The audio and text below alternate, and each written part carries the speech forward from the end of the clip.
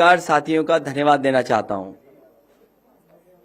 और मैं आपके माध्यम से सभी समाजवादी पार्टी के कार्यकर्ता नेताओं से भी अपील करता हूं कि जब भी पार्टी कार्यालय आए तो जो प्रोटोकॉल है कोविड प्रोटोकॉल को पूरी ईमानदारी से फॉलो करें। जहां हम लोग फॉलो कर रहे हैं वहीं हमें सभी कार्यकर्ताओं से अपील करता हूं एक बार फिर, क्योंकि चुनाव बहुत महत्वपूर्ण है। इस प्रोटोकॉल के बहाने भारतीय जनता पार्टी ये भी साजिश कर सकती है कि जहां समाजवादी पार्टी के वोट ज्यादा हों एम्बुलेंस खड़ी कर दें।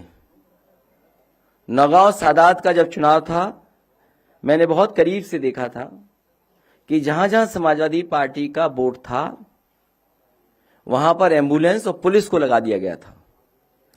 जैसे ही कोई बाहर निकलता था लाठी मारते थे, अपमानित करते थे या फिर दबाव बनाते थे कि वोट डालने न जाएं, और अगर डालने जाओगे आप तो आपके खिलाफ कार्रवाई हो जाएगी।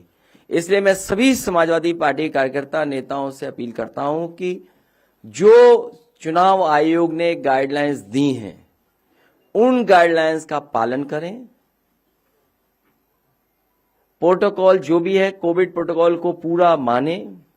आज हमारी पार्टी कार्यालय में नोटिस की दे दिया गया है, सुना है मेरे आने के बाद तुरंत उसको दीवार पे चिपका दिया गया।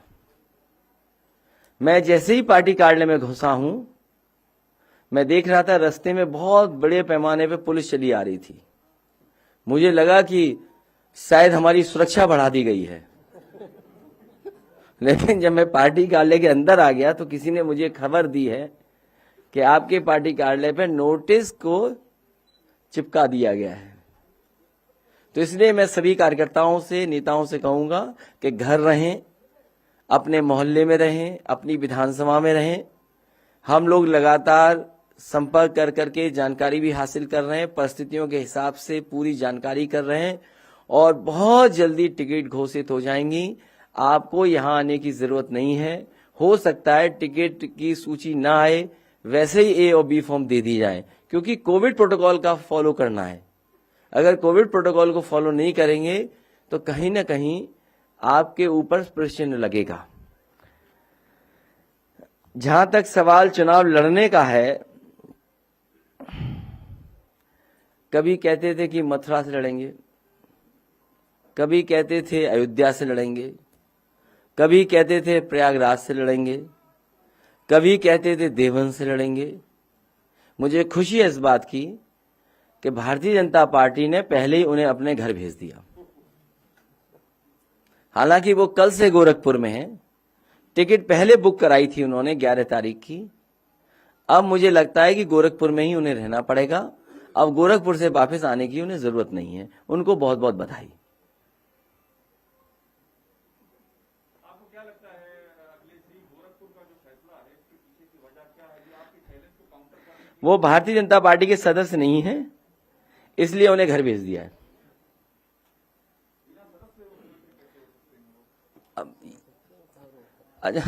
आप किसी पार्टी के सदस्य न हो तब भी आप मुख्यमंत्री हो सकते हैं। हाँ, किसी पार्टी के सदस्य हो तब भी आप बन सकते हैं मुख्यमंत्री। और अभी तो जनता को भेजना था, जनता के भेजने से पहले ही भेज दिया इन्हें वापस। मैं आपसे पूछना चाहता हूं कि अभी जो 107 बीजेपी ने अपने उम्मीदवारों के नाम जारी किए हैं उसमें 21 ऐसे हैं जिनके टिकट कटे हैं सिटिंग विधायकों के, उनमें से कितने आपके पास आ रहे हैं? मैं भारतीय जनता पार्टी से कहूंगा कि अब किसी भी भारतीय जनता पार्टी के विधायक को मैं नहीं लूंगा। अब आप जितनों के आप टिकट काटना चाहें काट सकते हैं। मंत्रियों को भी नहीं लेंगे, वो जिसकी टिकट काटना चाहें काटें। अब समाजवादी पार्टी में उनको नहीं लिया जाएगा।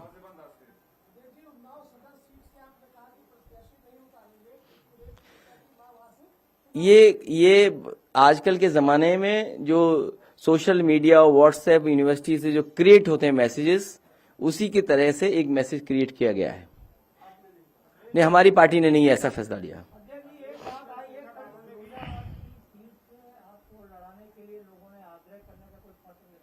मुझे अभी पत्र नहीं मिला है। फिरोजाबाद हमारा घर है।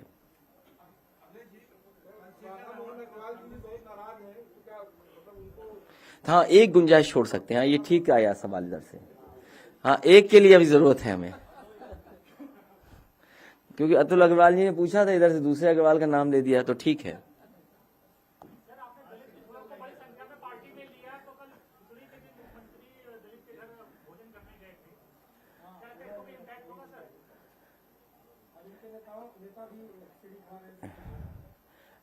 मैंने आपसे कहा कि समाजवादी पार्टी के गठबंधन के साथ 80% जनता है और 20% बीजेपी के खिलाफ लोग हैं, तो 100 हैं पूरे हमारे साथ। साफ होने जा रही है भारतीय जनता पार्टी से उत्तर प्रदेश से।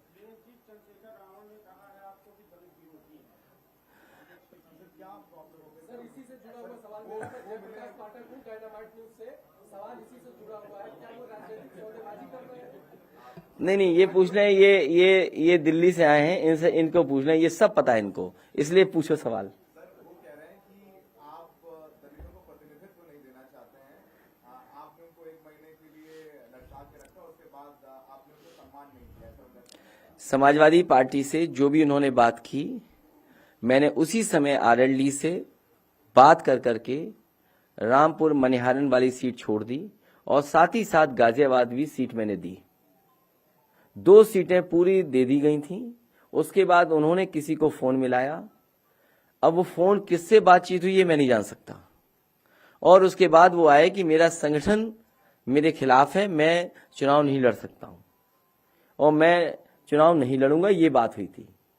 लेकिन अब वो फोन किसका था, किसकी साजिश थी, इसीलिए मैंने कहा कि आज के बाद अब समाजवादी पार्टी में दूसरे दलों को नहीं लिया जा सकता एक्सेप्ट वन।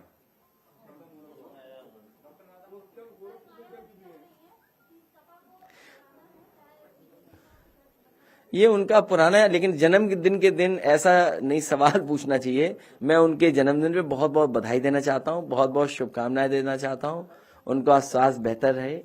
और जो बात आपने कही सब जानते हैं। सर, आप कह रहे हैं कि आपकी सरकार बनेगी, जाहिर तौर पर मुख्यमंत्री आप होंगे, कितने उप मुख्यमंत्री होंगे? क्योंकि बहुत चर्चा हो रही है कि स्वामी प्रसाद मौर्य को भी गोली दी गई है, वो भी गोली दी गई है। अरे आपने अपनी ही बात कह दी, फिर मैं क्या कहूँ? जब जवाब दे दिया आपने तो फिर मैं क्या बोल सकता हूँ? नहीं, आपका सवाल मुझे समझ में नहीं आया। जब आपने सवाल ही ये किया कि गोली दे दी गई है, राजनीति में गोली थोड़ी दी जाती है। राजनीति में तो भरोसा किया जाता है एक दूसरे पर। देखिए, डिप्टी सीएम कोई पोस्ट नहीं है, और इस तरह जो डिप्टी सीएम 2 आपने देखे, एक स्टूल वाले डिप्टी सीएम और दूसरा उन्होंने अपनी जिंदगी भर कूड़ा और तमाम नालों की सफाई में समय गुजारा। क्या लखनऊ साफ हो गया उनके डिप्टी सीएम बनने से? क्या लखनऊ स्मार्ट सिटी बन गया? लेकिन एक सच था, मुख्यमंत्री उन्हें बनना चाहिए था, लेकिन बाबा मुख्यमंत्री ने बनने नहीं दिया उन्हें।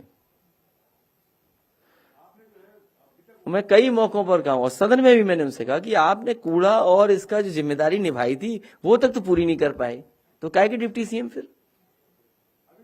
ये जो गोमती का किनारा है नदी, आप में से बहुत सारे लोग लखनऊ रहते हैं, 900 मीटर अगर जुड़ गया होता तो देश का सबसे बेहतरीन रिवर फ्रंट होता, और ये एग्जाम्पलरी काम किया था समाजवादियों ने।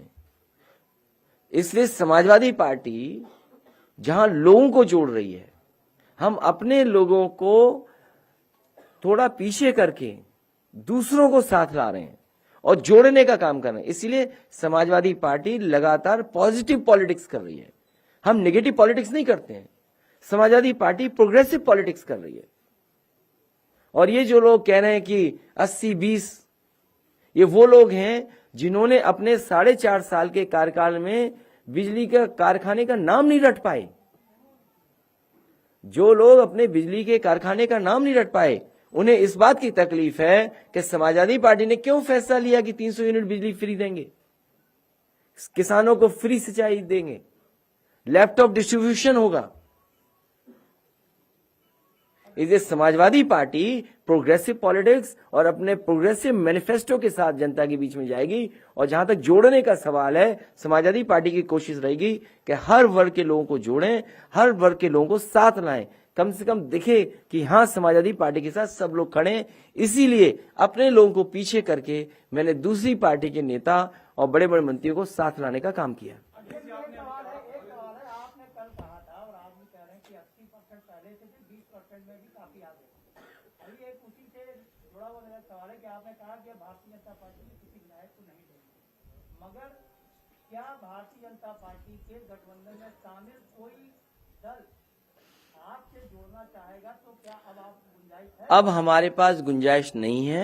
अब हम चुनाव में चले गए हैं, A-B फॉर्म बढ़ चुके हैं, बहुत पार्टी आगे बढ़ चुकी है और बहुत त्याग किया है पार्टी की टिकटों को। बहुत पार्टी की टिकटों का मैंने त्याग किया है, तब जाकर के जोड़ पाए। इसलिए त्याग कर करके हम लोग उनको साथ लाने का काम कर रहे हैं। बहुत सी चीजों को भुला करके हम लोग साथ ला रहे हैं।